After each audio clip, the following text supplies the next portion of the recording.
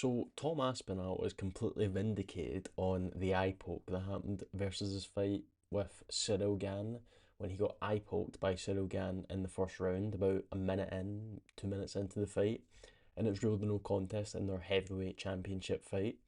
And the kind of aftermath of that was, everyone thought, he got poked and everyone thought he gave up. Everyone thought Tom quit because the kind of consensus going into that fight was that Tom was going to steamroll him, Tom was going to go through him, knock him out in a minute, like he's done to everyone else, right? But Cyril Gann had other plans. He was jabbing Tom pretty well on the outside. Tom's nose was all bloodied up. You could see the pictures of it. And uh, then he got eye poked, and everyone's like, oh, Tom had a hard challenge. He got eye poked, he seen an easy way out, and he took it. And that's kind of what a lot of people don't believe that. A lot of people do believe that Tom quit pretty much.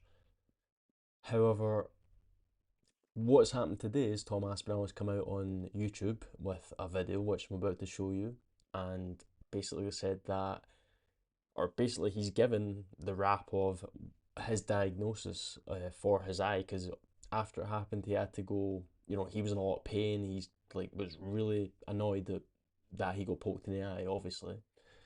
And over the past, what, month and a bit, I think it's been a month, since the fight, he's obviously been getting treatment by doctors. He's been seen by eye specialists, to kind of get his eye back to working order, to get it fixed and to get it take the right course of action for his treatment, which he obviously, until now, we did not know the background of the seriousness of his eye, but now we do. So I'm going to show you the video.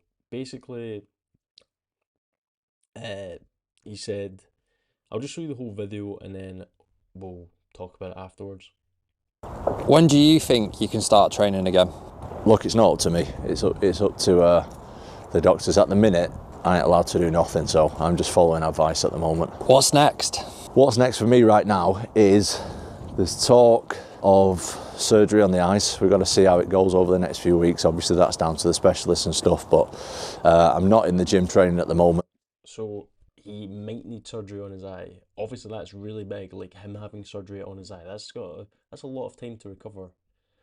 And it's also your eye, it's very delicate. So even after surgery, you're gonna have to wait like a while. You're gonna wait the recommended amount of time, and then he's also gonna have to wait before he can get back to training. Because obviously, if you're training, you're sparring, the last thing you want to do is, when you've maybe just recovered, is start taking punches to the eye, like in sparring and stuff. So this, if he gets surgery, it's going to be like a long time to wait. He's going to be out for like another year if he does need surgery. Hopefully he doesn't, but he might. And then he goes on to say that he isn't training, which is obvious. If his eye is, messed up, he can't. It's not even getting punched. It's also like looking around. Like when you're looking around, his eye is going to be sore.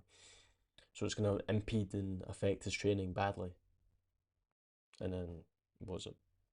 I'm not doing anything MMA wise at the moment. I'm just following the doctor's orders right now and seeing what happens with the health. How do you sort of see this going forward for yourself with the UFC? I think right now we just got to focus on the health, innit? We just got to get everything back to normal, follow the doctor's orders, and that's all I can control right now. So we'll cross that bridge when I'm feeling better and everything's right. So basically saying he's waiting, before making contact, or rather fight contact with the UFC. He's wanting to wait until everything's sorted, because obviously he can't do anything just now because of his eye. So he's waiting for it to, get all treated. And today he came out with as I said, the kind of sheet, or rather before that, I'll say it was this. There was also another comment, if you remember at the post-fight interview, or the post-fight press conference rather, that Dana White said, like here, Tom didn't want to continue. And he did say that. That's something Dana White did say. And the phrase, he didn't want to continue, that's kind of synonymous with Dana White. Like, he knows when someone's given up and all that, but it's got a negative kind of connotation along with it. And was Tom's response. He said, I didn't continue. I'll tell you why, because I'm not an effing dummy. I'm not going to fight one of the best strikers in the world if I can't see. If it's a foul, then why am I going to put my health at risk when I can't see at all? Hunter Campbell, who I deal with personally, has said if there's any way they can help out with the doctors or with doctors, then that is what they'll do.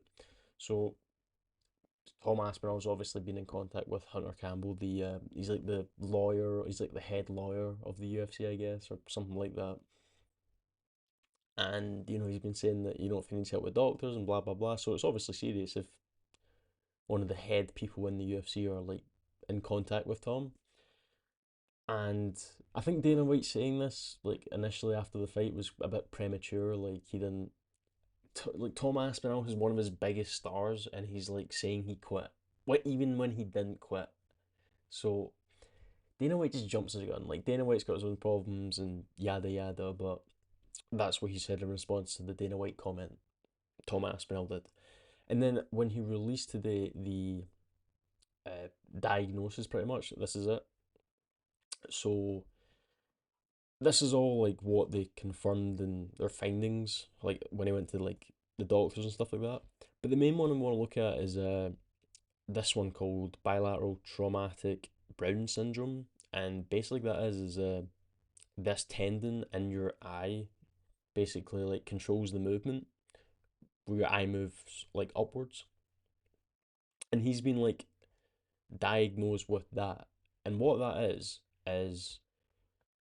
I'm on AI, but basically what it says is where's it? I've lost it.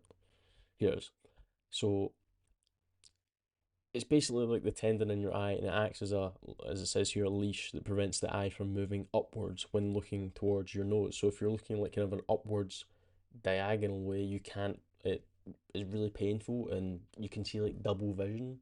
So like if you look, you start seeing double. And what does Tom Aspinall do in a fight? He's looking around, he's looking up, he's looking down with his eyes. Obviously, he's looking down, he's looking up.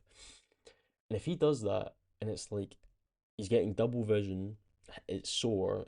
It's probably going to be sore to some extent in his eye for the rest of his life, or for the foreseeable future anyway, because that's not something that's easily uh, you can just easily treat like that. It's going to take a long time to treat it. And